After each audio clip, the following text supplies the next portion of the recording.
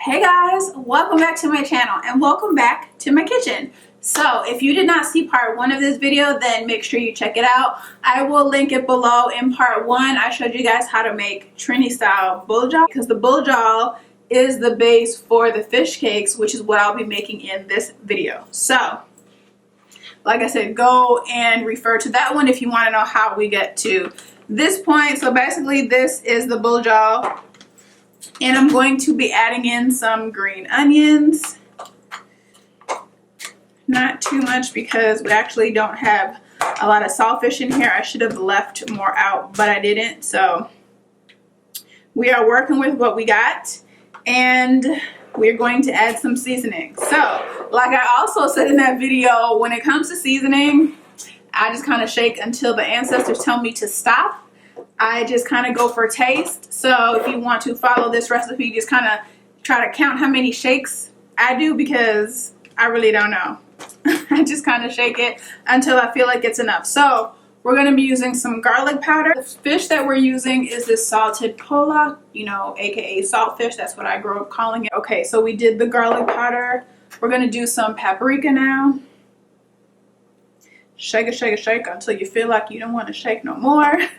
This salmon, Jammin salmon rub, but this is really for anything. They just kind of market it for salmon, but when you look at the ingredients, you can use it for anything you want.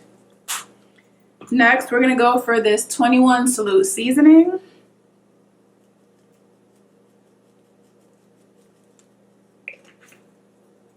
Some onion powder.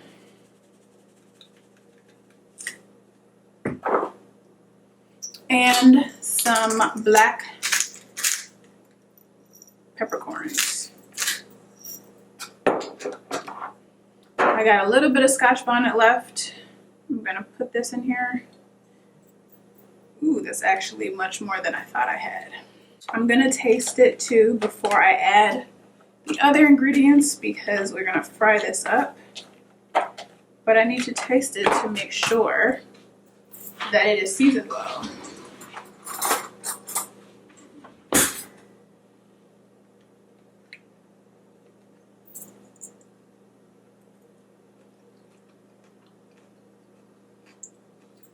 That's good. Over here I have some oil boiling. I actually didn't have as much oil as I thought I did, so I hope that oil is good enough, because that is all we got right now.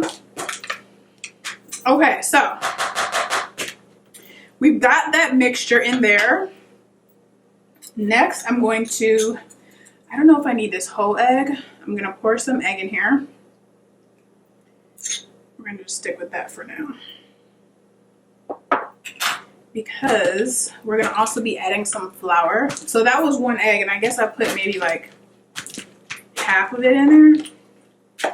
I'm just going to mix that whole thing up. If you want to know what my favorite kind of food is, my favorite food is Trini food. Nothing compares. I know you might be from the islands and think that your food is the best, but personally, I think Trinidadian food is the best. I might be biased because I'm Trini, but I just really love Trini food. If you guys are liking or loving my cooking videos, then let me know, and I will try to do more of them. I have been asked a lot to do cooking videos, but I've always kind of just not done it because I didn't know how it would turn out. I didn't know, you know, if it was something I wanted to do, but it's been kind of fun. This is my second one that I'm filming today, and I'm kind of like enjoying it. It's kind of nice to get out of the usual like beauty, hair, or fashion type videos and do something a little different. And that's kind of like just, you know, freestyle and winging it. You can't really like have a do-over if you mess up in a cooking video, because you've already done that step. So what you see is what you get. So I put some flour in there. I definitely want to put some more flour. I don't want it to be too much breading. I like when fish cake has more of the fish than the breading. Like, I like a good balance. Sometimes people make fish cake and they put like so much flour that it's mostly breading, and it doesn't really, you don't really get the real full flavor of the fish cake. So I like to just kind of slowly add in flour so that I can monitor how much I'm putting in there, because if I put in too much at once, then it might end up being too much and then I'm kind of like screwed. So kind of just put little by little until I feel like I'm good to go. So this is why I tasted it before, because now that there's like raw egg in it, obviously I'm not gonna try it until it's done. So I think I want to just add just a little bit more flour, not too much more. A little bit more. And I think that should be good. Have you guys ever made fish cakes before? Have you ever tried fish cakes before? It's so good. So basically fish cake is comparable to like a hush puppy or like fritters. That's actually how I personally learned to make fish cakes. So when I moved out of my mom's house and I started cooking, I would either take recipes that I found or watch cooking shows and kind of make them my own. And I saw a recipe for hush puppies. And I think at the time I had never had hush puppies. It's just not something that I grew up eating. But I saw the recipe and I was like, that is so much like fish cake. So I was like, oh, let me try to, you know, kind of put my own spin on it and do it my way, which ended up being fish cakes. And so I was like, oh, okay. We made some fish cakes. I feel like I could put a little bit more flour, but I just want to make sure that I don't do too much. Okay, so that's all I'm going to put. That is it. We're just going to mix this up some more, and then the oil should be ready. And then I have this bowl here with paper towel in it to put the fish cakes once they're done. So although this is so good and it's really not that bad for you other than the frying, I don't make this very often because it is fried. But it's so good. Whenever I make buljal, which is what I made in the first video, I always also make fish cake too. I don't like to make them too big or too small. So I have this size spoon. This is like one of the larger size serving spoons. So I feel like that's kind of too moist. I don't want them to fall apart, but I'm scared that I'm going to put too much flour. Okay. Because if there's not enough flour, then it's just going to kind of like break apart when I put it in the oil, and I don't want that to happen. I really want to learn how to make more Trini dishes. Like there's a few Trini dishes I know how to make, but I want to learn how to make some roti. Roti is, oh my gosh, my ultimate fave Trini dish. I know how to make curry, but I don't know how to make roti. And that is like something that you can't just like learn overnight. Like this is something that your grandma's been making for years and generations, and they've mastered, you know, the way to make the perfect roti. So I don't know if I'll get that good, but a lot of other Trini dishes I know how to make and I can learn. So I'm going to take like 1 dollop of the saltfish mixture, and I'm just going to put it in the oil and let it fry up. And I'm just going to keep making these little dollops. I know you guys want to see what's going on in here. So what I'm going to do is going to get my phone and get some of this footage on here so that I can put it into this video. I know that's hella bootleg, right? But see, that's the thing with cooking videos. Like, you need different angles for the cooking, and it's good to have someone that can help you. So while this is in here cooking, I'm going to get this video for you guys. Okay, that is done. We got that. And this is what I'm going to use to take it out. This little, like, strainer. See, the thing that sucks right now is that I don't have enough oil. So instead of it totally being covered in the oil, I'm gonna have to like flip it because there's not enough oil to completely cover this in here, which sucks. But we're gonna make do with what we got because it is late at night and I've been filming videos all day and I am determined to get these cooking videos done. So we're gonna make do. I wish you guys could smell it. People always say that I wish there was smell-o-vision because, ooh, this smells so good. Maybe if I make these a little smaller, they'll be able to go under the amount of oil that I have.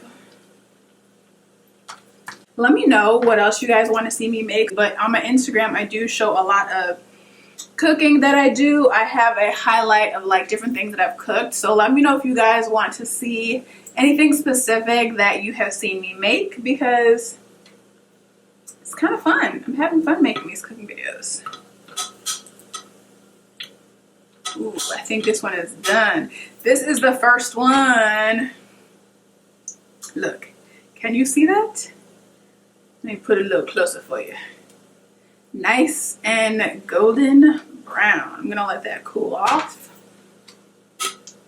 So you don't want to cook it for too long.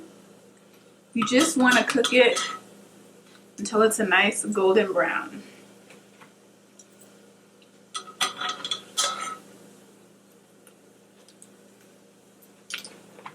So if you don't have a deep fryer, you could do this in a pan too. Just make sure you have a deep pan. But I personally like to use a deep fryer. It just makes frying things a lot easier than frying it over the stove. Okay, we got some more done. Those are perfect, if I do say so myself. I hope these videos come out good, and I hope you guys like them, because I'm really having fun making these for you. It's kind of nice, you know? Something a little different, change of pace, change of scenery, just kind of like going with the flow type videos. Pretty cool. This might become a regular thing if you guys like it. I don't know, because I sure like it. Let's just see how I'm able to edit it. But yeah, like I said earlier, make sure you watch part 1 if you want to know how to make the base. The bull jaw is so good. I had to like take a break and like stuff my face because it was really, really good. But yeah, I'm kind of like happy about so far how the cooking is coming out. Let's see if one of these are cool enough to try. It's kind of hot. Oh my God, they smell so good. Can I just tell you guys, so like I said, Trini food is like my absolute favorite food, and when I like figured out how to make certain Trini dishes that are my favorite, oh my God, I was so excited. Because do you guys ever have something that you really love but you always have to wait on someone else to make it, and then you discover how to make it yourself and you're like, oh my gosh, I can make this anytime I want now. I don't have to wait for somebody else to make it for me. Ooh, this is so good. If y'all only knew what time it is so late and I'm up cooking. Okay, try to break this for you on camera. Let's see. How do people do this on camera? Ooh, do you see the smoke? Do you see the smoke coming from that? Oh my gosh, so moist. I know some people don't like that word. So moist.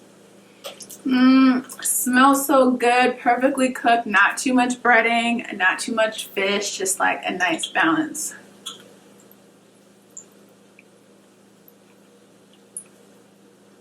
You know when you eat something that just tastes so good, it makes you dance? That's what this fish cake is doing, making me want to dance. Okay, I think I'm a little bit too excited. Oh my gosh, and it's not too spicy. Like, it's the perfect amount of spice. Adding in that flour really just kind of balanced it out. It's like it has a little kick to it, but it's not like too spicy, although I like spicy food, but I think it's perfect. Dang, now I kind of wish I made more. This is it. It's done. That was so quick, easy. It smells so good. It tastes so good. You guys need to try this recipe and follow along as best as you could. Like I said, I apologize because I'm not going to have like measurements to show you guys, because I don't even know how much like flour and seasoning and all that stuff I'm doing. Just kind of like try to eyeball what I use and, you know, count how many shakes I do with the seasoning. But your girl can make some good Trini food. I already knew that, but it's like tonight just like solidified that, because these 2 dishes came out so good. So good. Okay, so that's pretty much it, you guys. That is it. This is my fish cake video. Like I said, watch part 1 where I show you guys how to make the bull jaw, which is the base for the fish cake. And let me know what you think. Let me know if you like these style of videos. Should I make more, or should I just stop? Are you guys not into it? Because I feel like I'm totally into it. What else would you guys like to see me make? Let me know. Leave me some feedback, and you know, give it a thumbs up if you liked it, and I will see you guys in my next video. Bye.